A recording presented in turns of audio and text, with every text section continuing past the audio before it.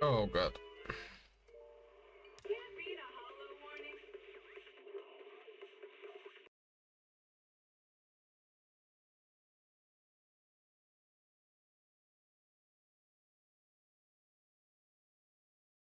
I'm home.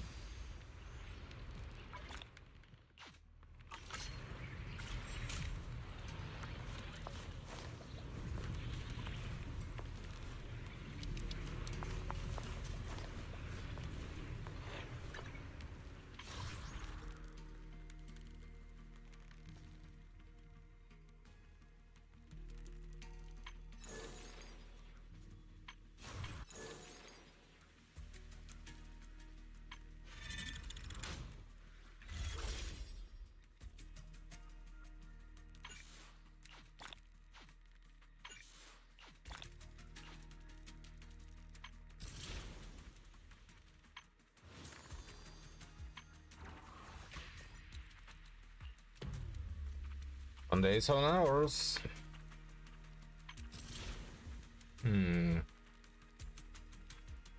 That's a problem.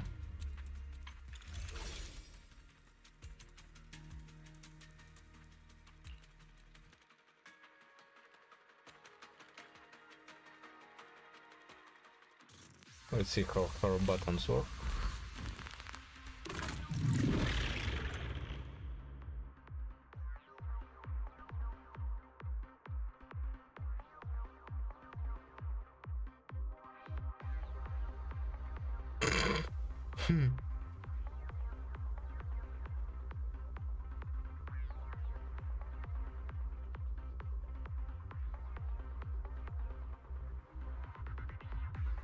Okay.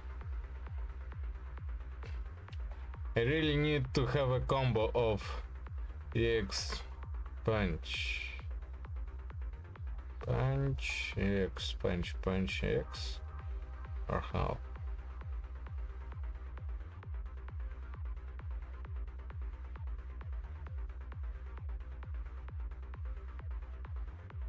That's really confusing. Dial 1 for complaints. If you spot an ethereal,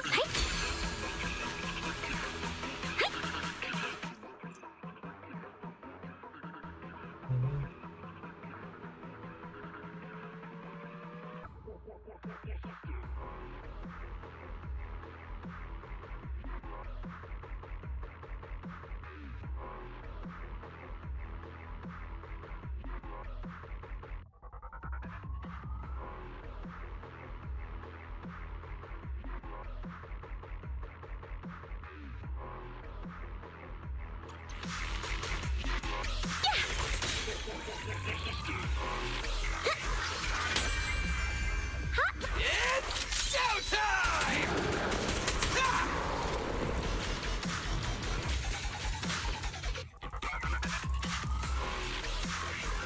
the stubborn customer just won't quit. Seal. Break. I'll save my butt. Incoming. Bang!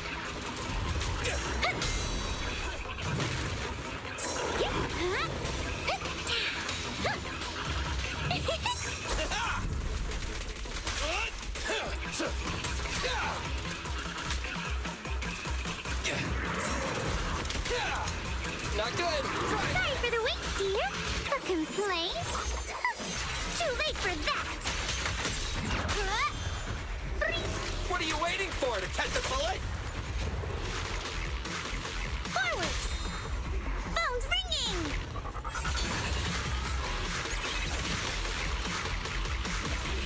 That's what I wanted to do. Don't worry, everyone will get their share! Starlight, shine bright! Bye-bye, suckers. Boom! Feel the power of Starlight! In my sight! Hey, yeah. Yeah. Intercept. Seal. Break.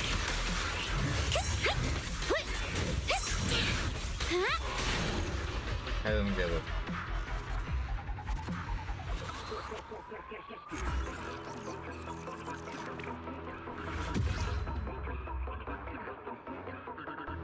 what is she even good for? I mean, I know that.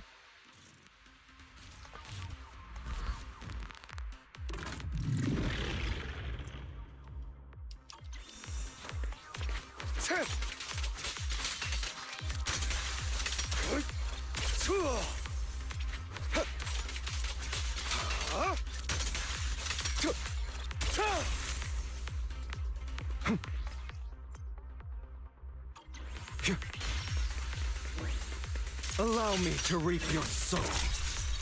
Scram before I get angry. Allow me to reap your...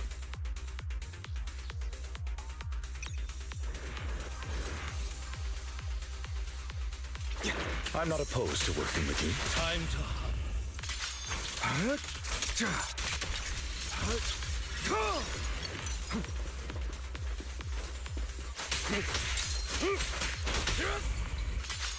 Yeah.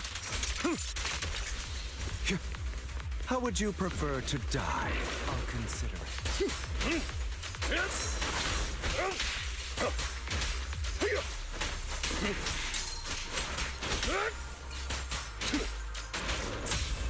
I'll write the ending to your nightmare.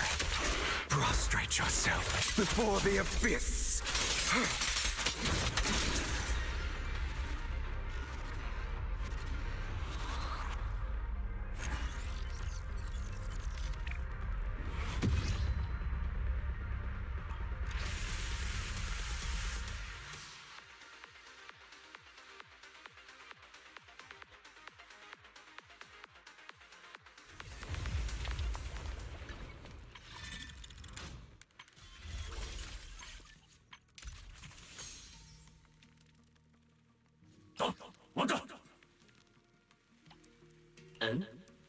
Wata ana? Wata nana?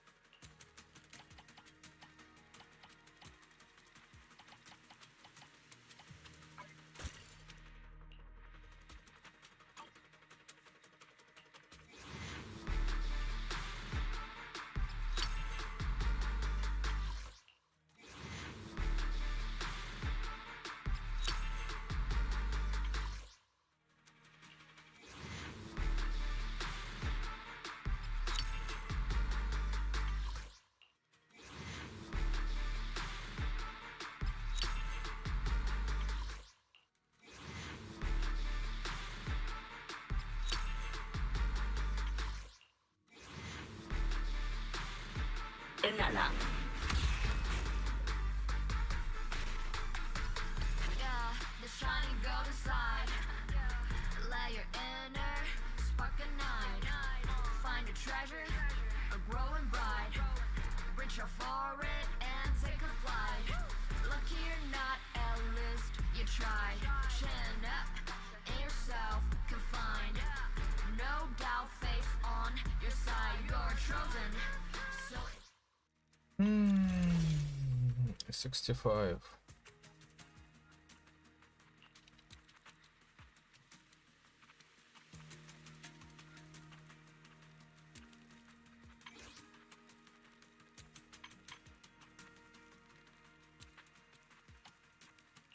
Yeah, I guess this outfit ain't too bad. The blue bandages are kinda annoying, though.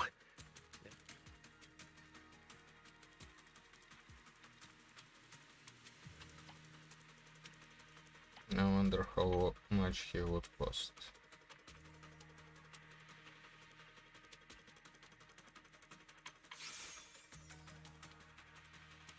Yeah.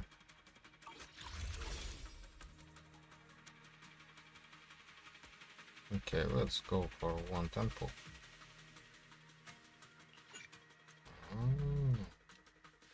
Let's not.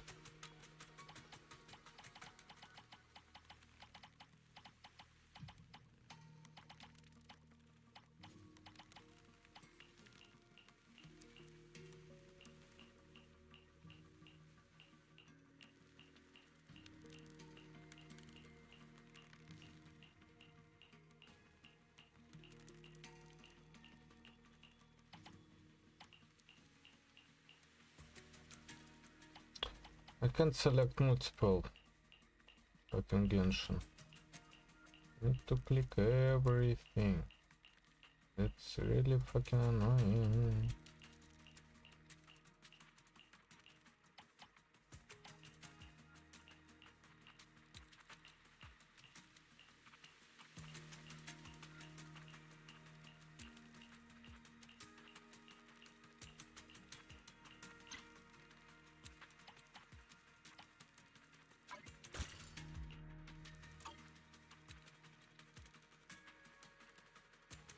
Okay.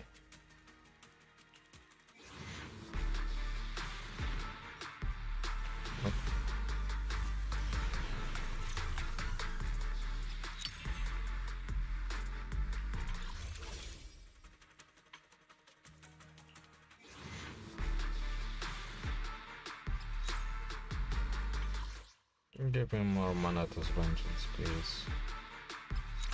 Or more Manata.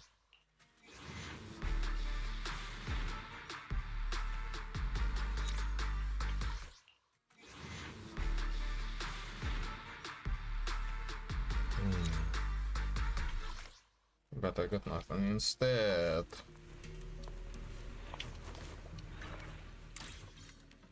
Unfortunate turn of events.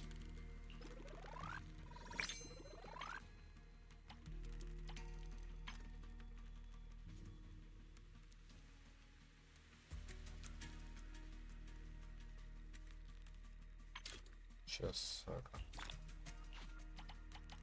Penna.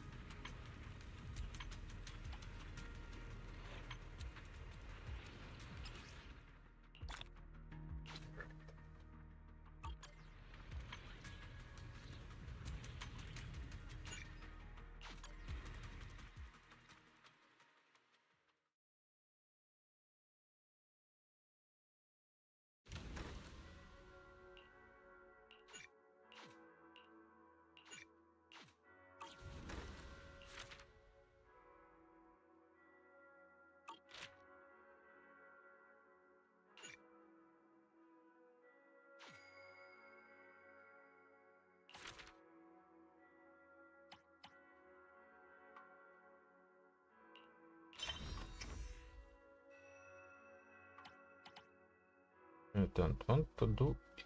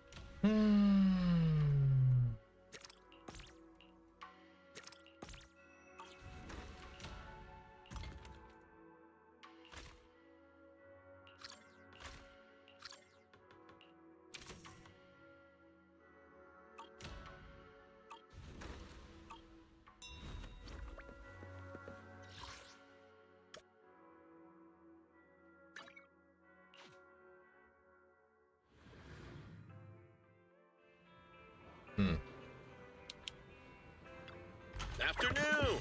Let's get your little companion some new parts.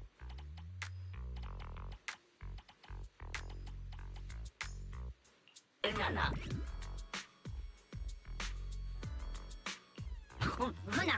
Wata una. Yeah. Unana.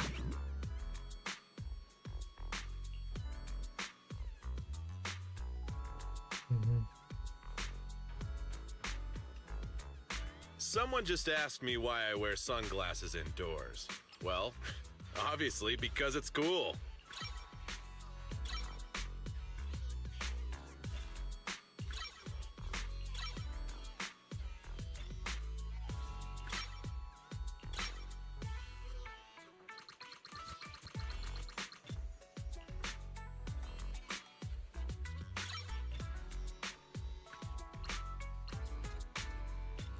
Someone just asked me why I wear sunglasses indoors.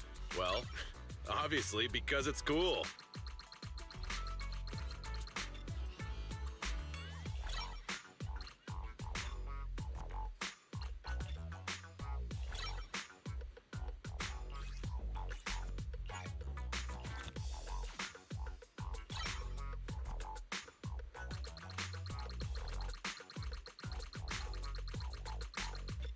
I got plenty of new ideas. Let's try them out on EOS one by one.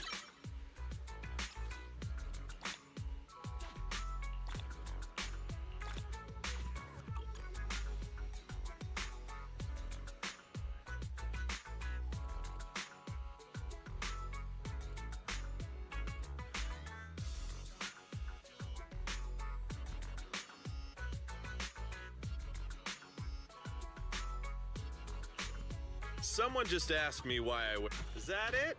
Come back next time, you hear?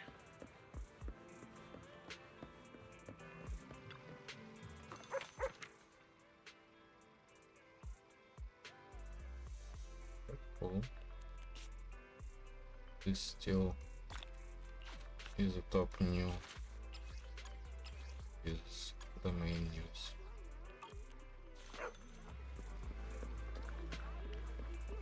No, goes like this. Nothing beats caffeine on a lazy afternoon. Want some?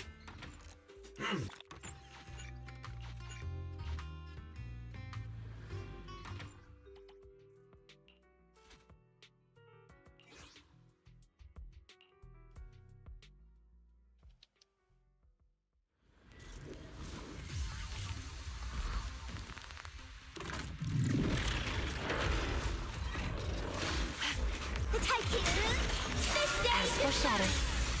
Back to sleep. My turn now. Are you ready for this?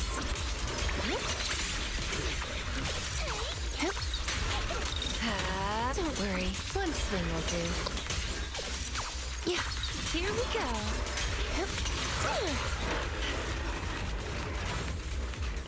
Watch the blind spots. Why struggle? Rest in peace.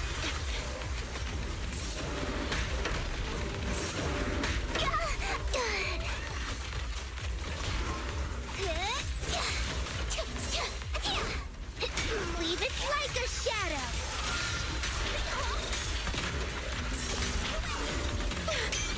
You hurry for it. Clean it up. Time to clean up. The story's far from over.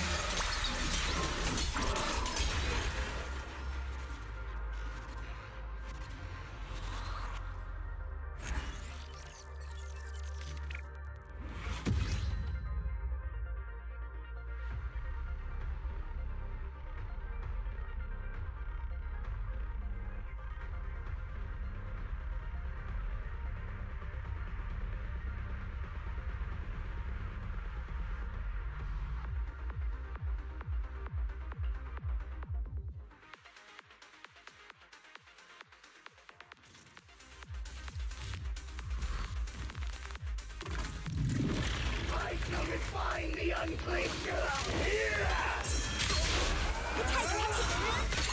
I got you.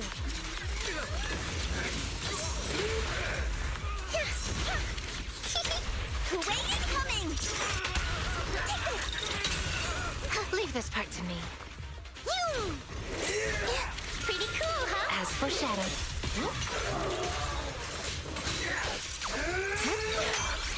Why struggle? Noise, be gone. Yep. Here we go. Yeah. Sleep well. Back to sleep. Time to clean up. It's only the tricky ones that count as trouble, right?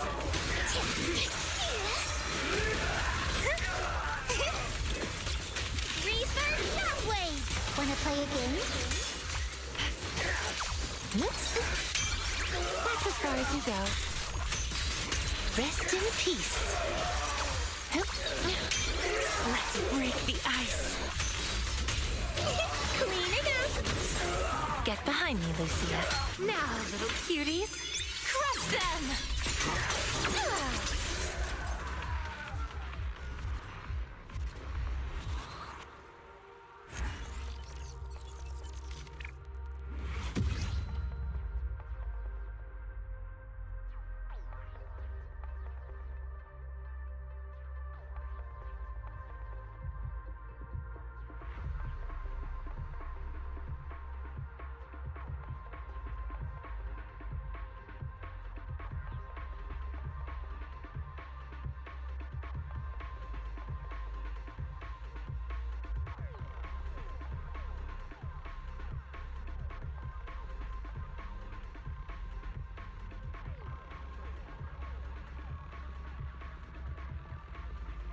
Okay,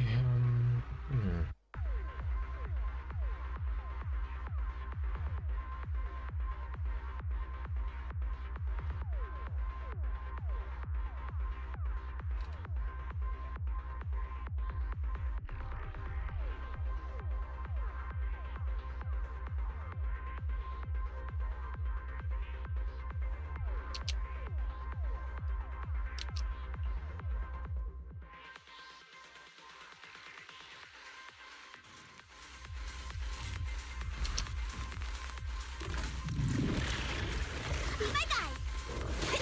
Pretty cool, huh? Watch the blind spots. Don't worry, one swing will do.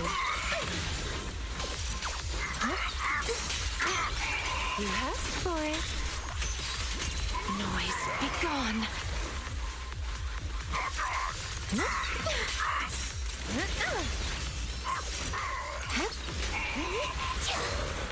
I got you!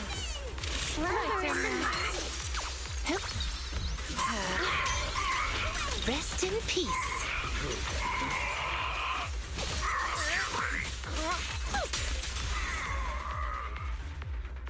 My first day with the Polestar 3 was so terrible, I almost canceled this video. There are so many decisions, like this key which just doesn't have unlock or anything useful on it. So if you want to unlock the car and it didn't on its own, come in here, come on, oh my god. But after spending a week with this masterclass in unforced errors, the Polestar 3 is now my favorite EV on the market. So why do I love this electric nugget? Well, for one, I am a simple man and... Oh my god! It's a fast car! Oh my god! My head!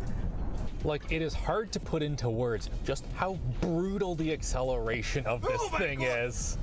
I should probably start warning Andy when I'm gonna step on it, but even though this has 671 pound-feet of torque, that alone doesn't tell you just how insane the punch of the accelerator pedal of this thing is. Like, we know that every single electric car is very fast and has loads of torque, but that does not turn it into the whiplash simulator that this thing is. In order to achieve that, you need to have all of the suspension bushings, the motor mounts, the traction control, and all of the software working in harmony in order to be able to do, and prepare yourself, this. Oh my god! Still bumped it. Let's back up for a second though. Who the heck is Polestar? Well, they used to be a performance brand within Volvo, but they have been split off, so they're designed in Sweden, made in China, and owned by a Chinese company. And much like putting Swedish meatballs in your hot pot, oddly tasty. The end result though, I think looks great, even if this black color that we have here is the last. last color that I would choose. This dark... Mm-hmm.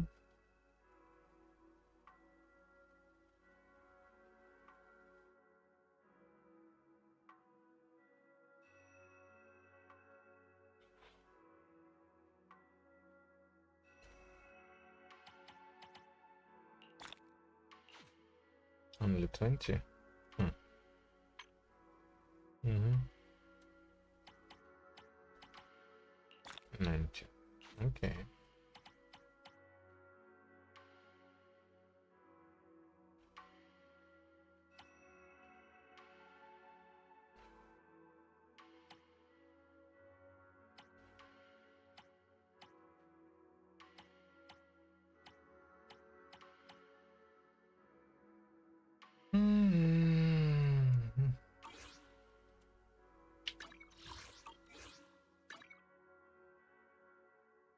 Paint is not only an additional charge and shows off a whole bunch of dirt, but also hides the really cool body lines like this front spoiler right here. The headlight design is inspired by Thor's hammer, but it seems to have taken a little bit of a dip in the ocean because there's already condensation. Our model has the performance pack, so we get 22-inch rims and 6-pot Brembo brakes. Now, this thing probably would ride a little bit better if we had some slightly smaller, like 19-inch rims, but at the same time, you can already feel these tires protesting at the mass of this thing. For tires, we get some Pirelli P0s, which are summer high performances, so they're going to be getting hard pretty soon here, and they are 265/40 R22s. These tires do include Pirelli's PNCS noise cancelling material, which is like a sound absorber on the inside that does work really well. These are nice and quiet tires, but they have had some problems with that falling off, clumping up, and totally imbalancing your tires. So if you're looking for EV tires, I might skip these ones.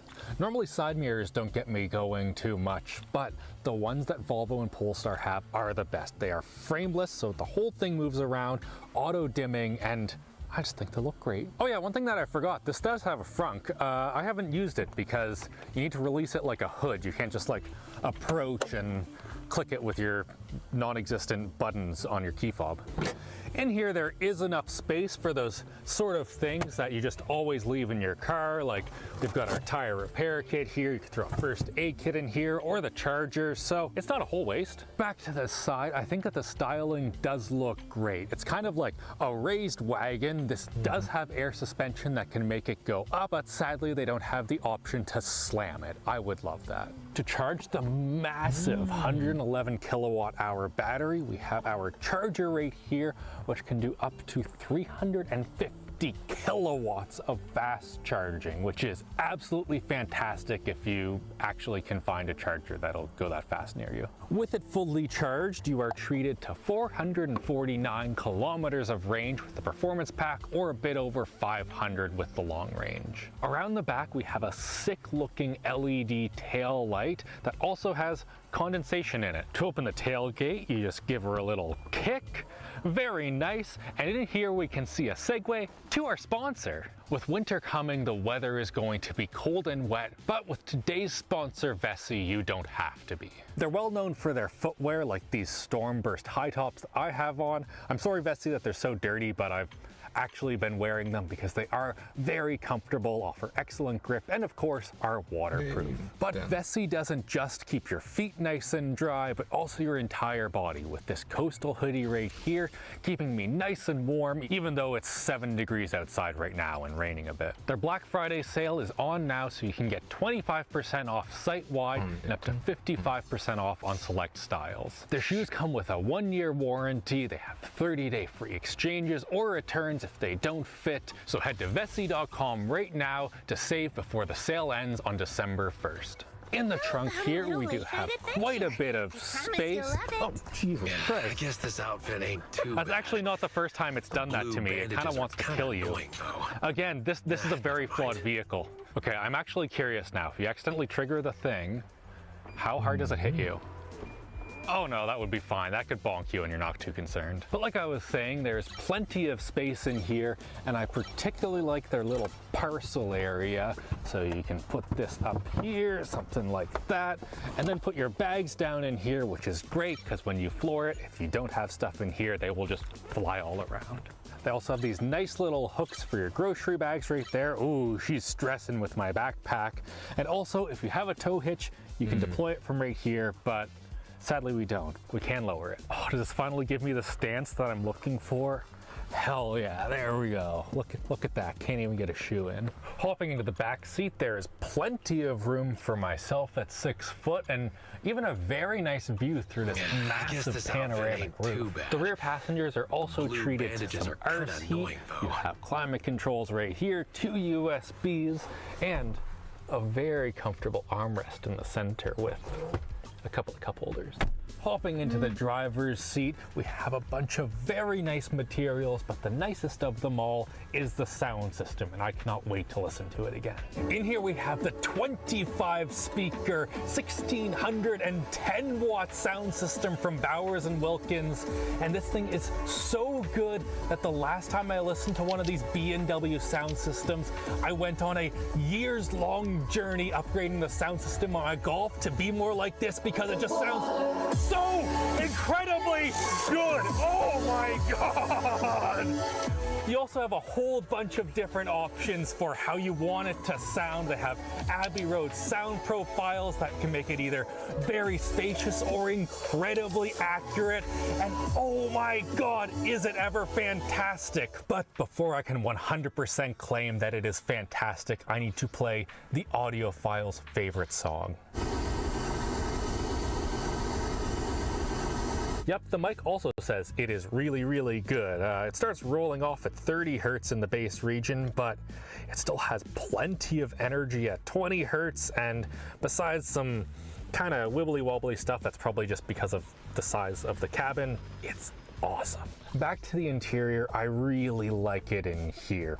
Everything feels very premium without feeling fancy or shouty or gaudy like what you might find in a BMW or a Mercedes. For the interior lighting, you have the option between white and a warmer white, which I actually really like because a lot of RGB in cars does not do warm white very well, and that's kind of what you want most of the time. I also love the simplicity of the gauge cluster right here. It gives you the information that you need and no more. Unless you want more information, then you can have a map or all of your like driving assist stuff, but I always just leave it on the simple one. We also have a wireless charger in the center that actually works consistently and fast. Most wireless chargers that I find in cars, even when you pay extra for them, really love to not work most of the time. You can also charge your key there as well. We have 2 cup holders, a nice bit of storage right here, enough for a A7C2, and this weird flappy dappy. Andy, do we have to talk about the software now? Yeah. I don't want to do it. Fun time. I can only describe the decisions that have been made right here as idiotic. Here we have Android Automotive, which supports Apple CarPlay, but it does not support Android Auto, which is what connects your phone to the screen. So I have been having to connect over Bluetooth with my Pixel like it is f***ing 2008. You can watch YouTube while you're parked, which is pretty neat, but the app selection is pretty limited. It does not have Apple Music, which is my preferred service of choice and one that works awesome over Android Auto. Speaking of things that make me think that the software engineers were dropped as a child, the steering wheel controls. We have a total of 12 different spots to touch, but as you can see, there are no markings on them, and also there is nothing useful that they do for the most part. I can change the display right here with this one. I can also activate Google Assistant, so that's 2 of the 6 used on the right side, and the left does nothing, almost always. You can adjust your cruise control with it when you activate it with the stalk, but things like next track, the volume, that's mostly what I want. I want next track and volume on the steering wheel. How the hell do you guys not have that when you have 12 different spots to put stuff? You can use it to adjust your mirrors, though. It's the only way you can adjust them, so way worse than how you normally do it. The climate control, they're of course entirely in the touchscreen, although I would much prefer there were physical buttons for it. I have been getting along with this just fine, and they do have a really good quiet mode in auto that I have just left it in most of the time. Now, I'm not totally sure what kind of a tragic button-related incident happened to the designer of this car, but their aversion to giving you physical controls even extends to the windows, because there's the right side, there's the left side. What happens if you want to control the back? Oh, you have to press a capacitive button, and now you can do the rears. But what happens if you want to do them both at once? Can I do that? No, I can't, because this car is stupid. With my whinging out of the way, though, I do love this car. I actually do. And one of the things that I really like about it are these sick seatbelts. Look at that. Let's go for a drive, because that's where it's coming. Well, I set up for the launcher. I just have to say the seat heat in this is one of the best that I've ever experienced in a car. Sport mode on, traction control off, and holy crap! This thing is so fast. In here we have 510 horsepower, 671 pound-feet of torque, and a 0 to 60 of 4.5 seconds. It isn't just good in a straight line. I have no clue how the suspension is able to do what it does in the corners. This thing is 5,700 pounds, and even though we can feel the tires protesting, this thing handles so freaking well. Like, you can go over a bump, you can go over a speed bump, and it just settles immediately. You can easily, quickly turn into corners, but it does not sacrifice the ride quality. Like, it is so quiet in here, probably helped quite a bit by the 0.29 coefficient of drag. Overall, it is just so comfortable and so quick. There is one pedal driving as an option if that's something that you prefer. In this car, I've personally just been turning it off, but I had no trouble coming to a very nice stop. At stoplights, some EVs, the brake hold will kind of grab you right at the end, but this one right here does not have that issue at all. And I want to floor it again, but we're entering a school zone, so I'm going to go really nice and slow. Alright, brace yourself, Andy. We're going onto the highway. I'm gonna floor it. Oh my god! How did they make this handle so good? How? Once we're on the highway, the driver assists are really quite good. You can enable cruise control by pushing down on the little stalk right here, and then you can change how fast you're going with the steering wheel controls on the left. They do something every now and then, and the driver assists have been really good. The cruise control is confidence inspiring, it stays a nice distance from the people in front of you, and also the lane centering just, it keeps you in your lane. I don't 100% trust it, but I trust it more than the vast majority of systems out there, which for the most part I feel like kind of feels like giving your keys to a 17-year-old that just learned how to drive. I also do have to say that the safety systems in this are some of the least annoying that I have experienced in a modern vehicle. For the most part, they just get out of the way, they don't try and annoy you, and when like the rear cross traffic alert starts alerting you, there's actually a car there that you should be paying attention to. It uses the whole Dolby Atmos spatial audio in really cool ways to tell you where there's a bush or a car or something like that around you.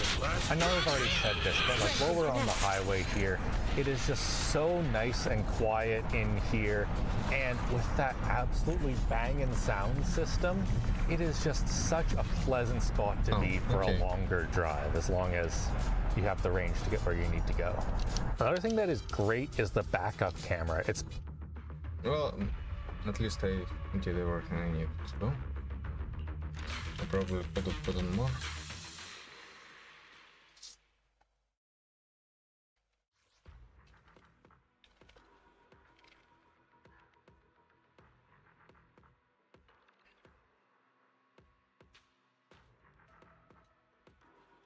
But I got the expected result already, so that's fine.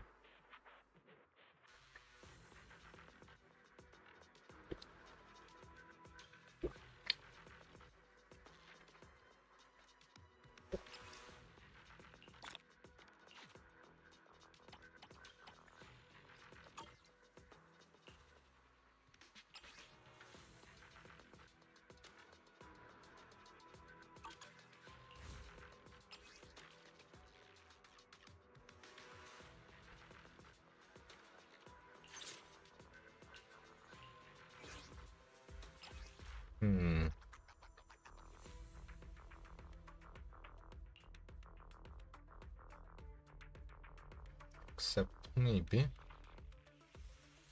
Just maybe. Probably the best that I've ever. Whatever.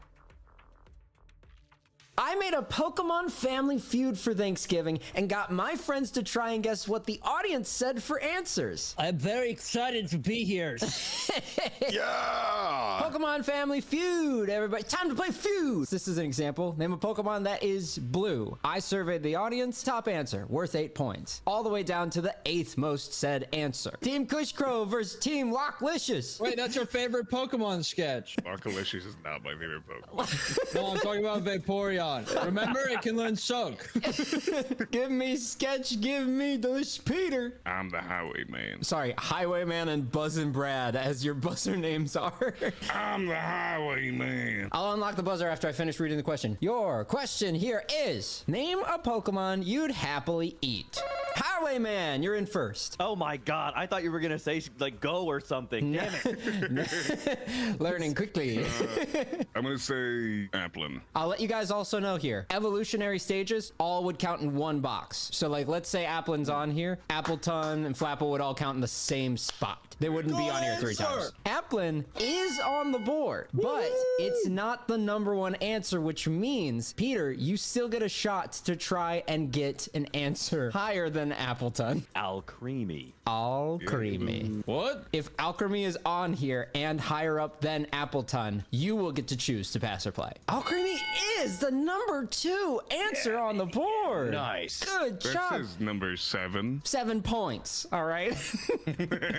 Number 7 points. Are we real? I saw them go to number 7, and I was like, yes, I win! These It's are points. 7 tastes better than 5. You ever heard of it? Is 7, 8, 9. Holy smoke! Hello? Are you okay? I think I sat down on a thumbtack. Team Locklicious, are you passing or playing? I think edible Pokemon is an easy enough topic. I think we should go Edibles for are it. definitely gettables. Edibles are gettables. Yeah, so let's do it. Over to Lockston. Do you have a guess for a Pokemon you'd happily eat? Tauros. Tauros. Oh my god. That's where your mind goes first. Is a beefy boy No one ever versus... said that they were cooked. Let's smite a bull from the Safari Zone and put it on the skillet. That's a First fucking power answer, move. that's No, that's fair. crazy. I was Right. eating Miltank, Answer. but then they're like, well, no, that's eating Miltank sauce. Wait a minute. There's Moo food. milk is just Miltank sauce. Lockton, what are you doing to me? Hey. I think you're making rules for this for yourself. You're I making don't think things you're- up again, Lockston. I can only drink Miltank, therefore I'll pick the one that's like Miltank that you can't drink.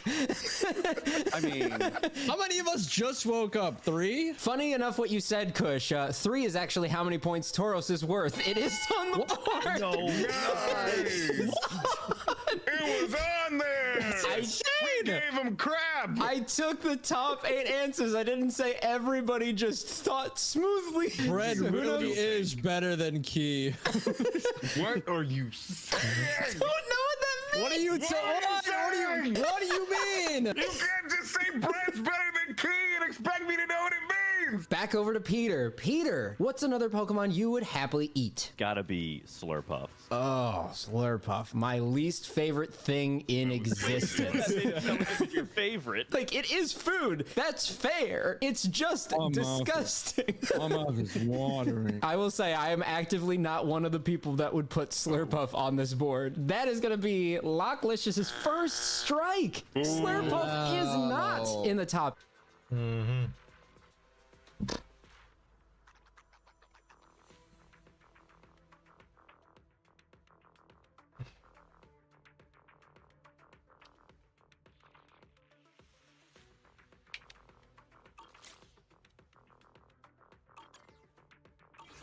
Okay, so no anomaly buffs. Like, no anomaly buffs at all. That's annoying.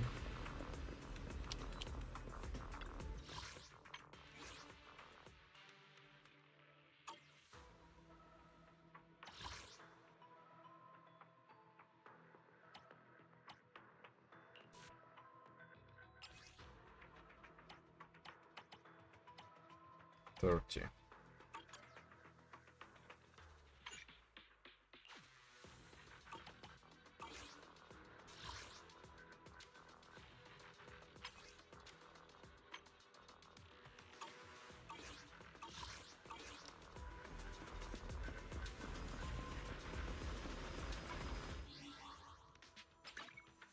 Yeah, whatever.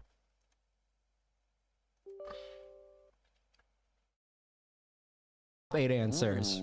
I'm so glad I didn't say it. Loxton, you gotta pick this up for me. Pull another weird one. Loxton, what else? What else would you love to eat? Practical for a slightly weird one, far-fetched. It's a rather Comes with effervescence. That's not the word. It's aromatics.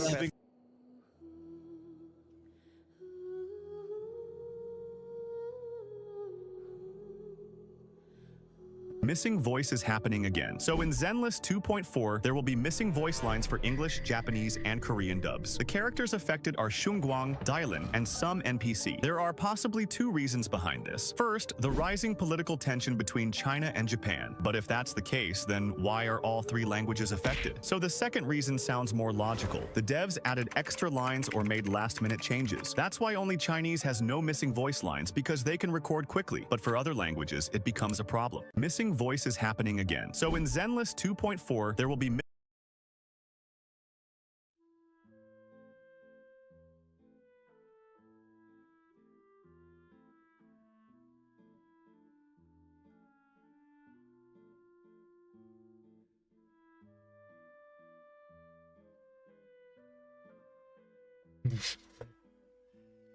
Looks like they're still enabling them to record.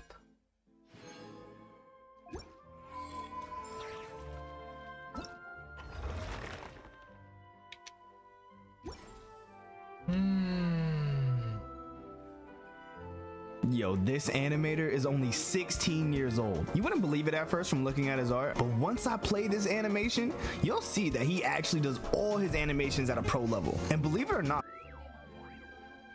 This is your last moment to get in on the Labyrinth Kickstarter, the last 72 hours before it's gone forever. It's got some of the biggest names in epic fantasy like Christopher Paolini, ML Wong, Ryan Cahill, plus I'm writing a collection of... A while ago, YouTube rolled out a creator AI comment system, which allows me to just click a button and it'll reply for me, and it even kind of sounds a bit like me, which are seemingly trained on my words. How convenient, how wonderful, just what I've always wanted, a way to trick people into thinking they're talking to me. And like, yeah, it would be easier to use, to fully capitalize on that parasocial relationship, to have an AI which is trained to push people to buy my books. They're up there, by the way, but I won't use it. Not to mention the entire AI content creation system you probably didn't even realize it has. I'm not kidding. You plug in a prompt and it'll generate whole script ideas, title concepts, even thumbnails for you. It's in the first page of the Creator Studio under, quote, inspiration, because they really want you to use it. I bet you didn't even know it existed, and it's probably behind a bunch of channels that you know.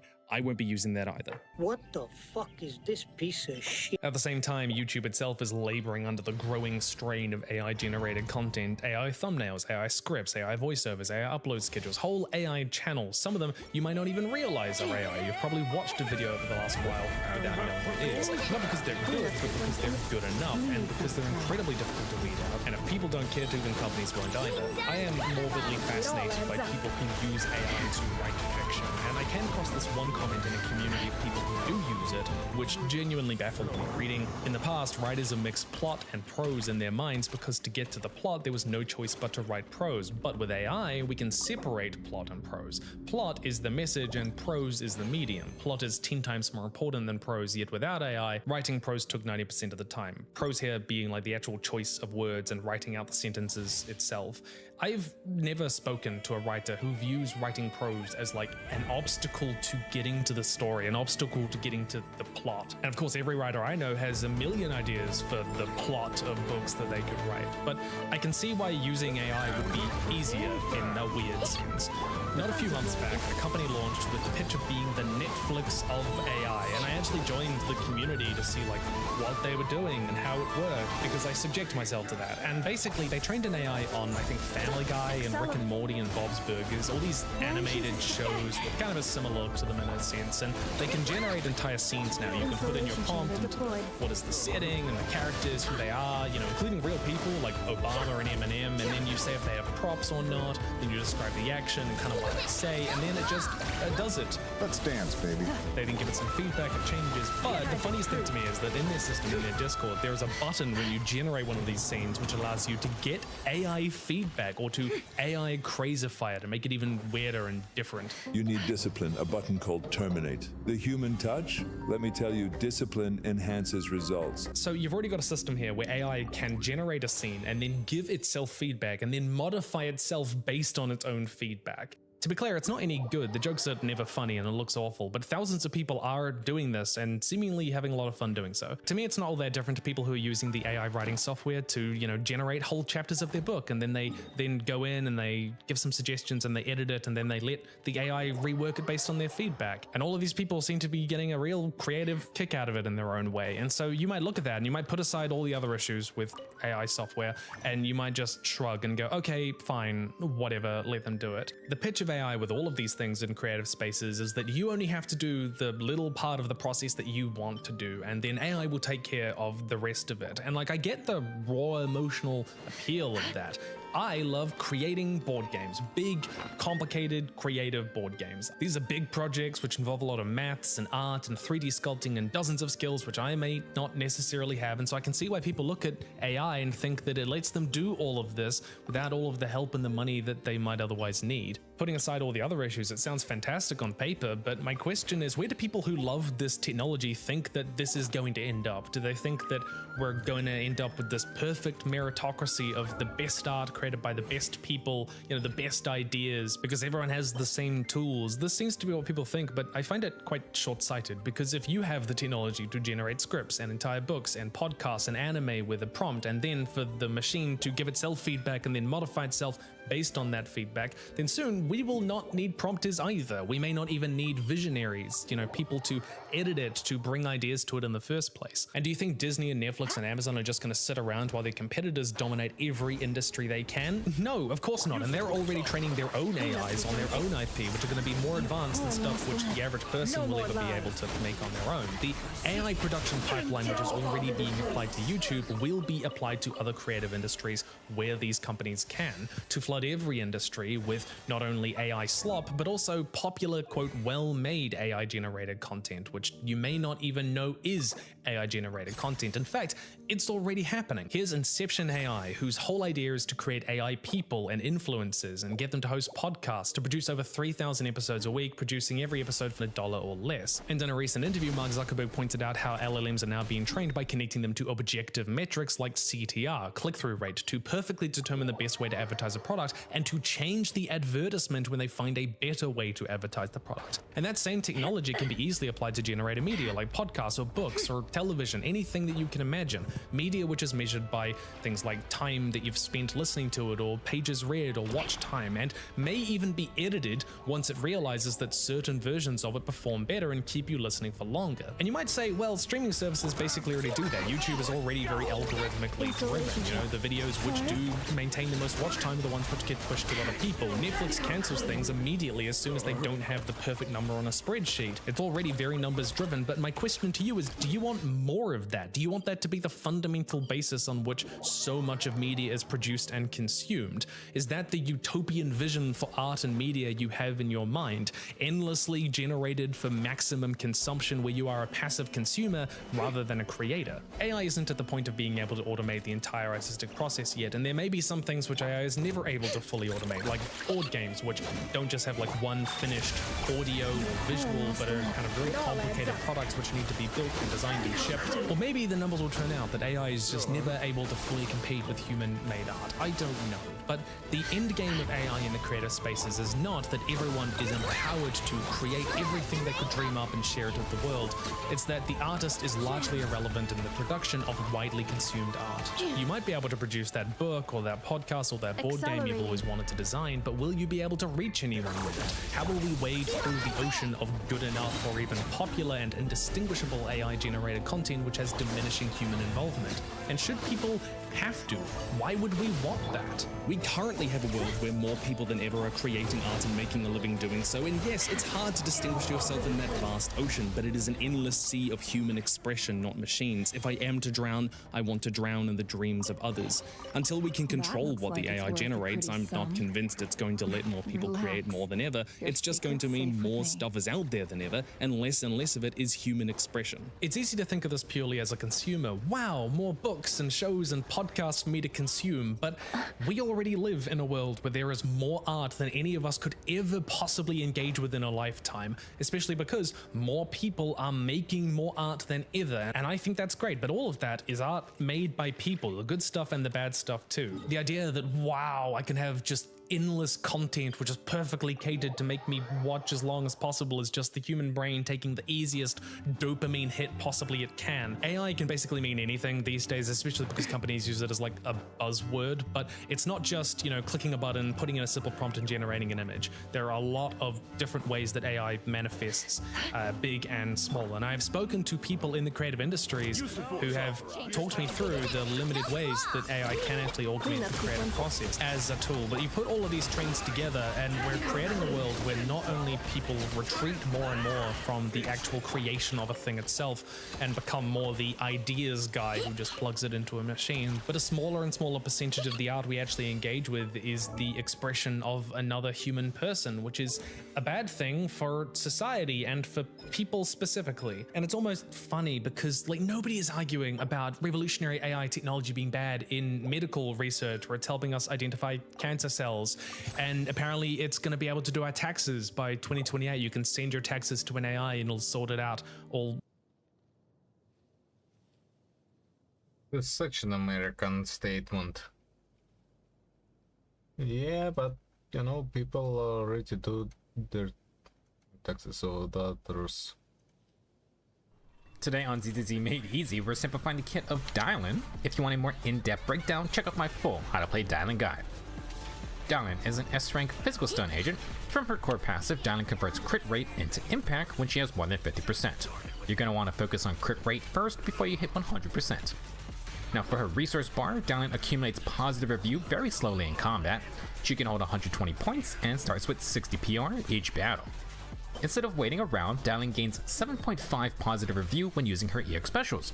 She does a 3-part rock, scissors, paper combo, and you have 8 seconds in between activations to trigger the next attack. Each cast only costs 25 energy, and this is Dylan's main move. From the core passive, when Dylan lands the paper EX special, she applies Malicious Complaint, which increases the enemy's stun timer by 2 seconds and adds 30% to the stun damage multiplier. In between every stun phase, Dylan will want to land the triple EX special combo to reapply this effect. Next, whenever Dylan recovers 90 positive review or she uses her ultimate, she will gain 1 customer complaint point. That is the colored dot on the resource bar. Since we mentioned it, Dylan's ultimate is a flurry of kicks and then a finger flick. When you have customer complaint, Dylan can hold basic attack to do a 4th EX special called Get Lost. This salute triggers a quick assist backwards, but its main purpose ties into Dylan's unique trait. From the core passive, when Dylan has 90 positive review, if she opens a chain attack window using her own chain attack, EX special Get Lost, or her quick assist, then Dylan upgrades the next agent's chain attack into an ultimate. This will consume 60 positive review. This ability allows Dylan to give your team extra ultimate uses. When you get to a stun, Dylan will have multiple ways to activate this effect. For normal chain attacks, Dylan needs to go first or second, then the next agent you pick will get the ultimate upgrade. You can do 1 chain attack, then your damage dealer can cancel the second prompt, swap to Dylan and use Get Lost to trigger the 3rd prompt with the ult upgrade. If you use Get Lost to trigger the initial stun phase, then you can lead with the ult upgrade and still pick the same agent later on in the sequence. Be careful when you do Get Lost. If you use it and don't trigger a stun, Dylan will instead forcibly open a chain attack window into her ult upgrade. This costs 90 positive review instead of 60. Generally, you do not want this to happen since regaining positive review for the next stun is going to be tougher. Continuing on, Dylan's addition ability requires an attack or rupture agent. When using EX specials or ultimate, Dylan gives her team the overwhelmingly positive buff, which is a 40% team damage buff. Multiple casts of these moves will extend the timer, playing into her triple EX specials. Now this ability also gives Dylan crit damage and base damage bonuses to her EX specials. The extra base damage will require the attack or rupture agent to be placed before Dylan in the team order. For some on-field moves, Dylan's basic attack string is a 4-part combo and the 4th move has full iframes. After EX special Rock and EX special Scissors, Dylan can press basic attack 2 times to do alternate attacks. These can help build extra energy in case you need a little more to finish off the combo. Now Dalian has a good dodge counter that changes to the 4th basic. Dalian will have the stronger defensive assist, meaning she only consumes 1 assist point versus the big boss attacks. Good perk to have. To recap, Dalian wants to do her triple rock, scissors, paper EX specials, eat stun cycle so you can apply malicious complaint, debuffs, and apply her 40% team damage buff. EX specials can help Dalian hit 90 positive review, which then allows you to convert the next ally's chain attack into an ultimate. To keep up this game plan, each stun cycle, Dalian will need to focus on building energy regen for more EX specials, and then crit rate for more impact to stun faster. Dalian's signature W engine, Yesterday Calls, provides crit rate, off-field energy regen, and extra days when using EX specials. After 3 casts, she can also give a 30% crit damage buff to the team. For other W engines, Hellfire Gears is basically the budget version of the signature. Dalian really wants energy, so Steam Oven is the A-rank craftable option that works just fine. For Drive Disc, Dalian can use an energy regen Petition 6 disc and then crit rate in Petition 4. You can go with percent attack or physical damage for Petition 5. With the focus on building crit rate and using EX specials, Dalian naturally is a good 4-piece King of the Summit user. More crit damage buffs for your team, and then you can pair this with 2-piece Woodpecker for more crit rate into impact conversion. Dalian is a super versatile stunner that can generally work with many different attack or rupture teams. If possible, try to place her after the attack or rupture agent to utilize her additional ability. In the upcoming banners, the Krampus judges should work as a team. Dalian doesn't really need a lot of field time, which allows Bon Wei to lay down his combos. We know Zhao is a defense agent, and typically those lean into support aspects. Now, if Zhao isn't a good fit, Lucia is the premium rupture support. Dalian will work fine for all the rupture teams like Yidhari, Minato, and definitely Yixuan.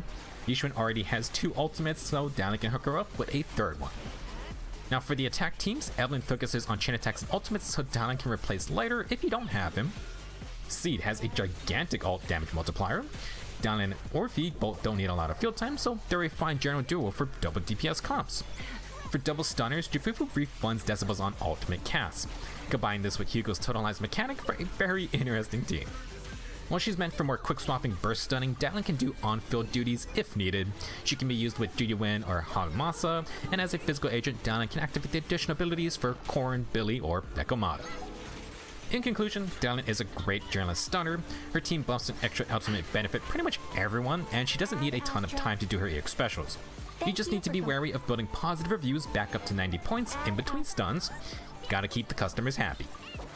If you want to learn more about Dalian's kit, then check out the full how to play guide linked here. Thank you for watching, and I will see you in the next video.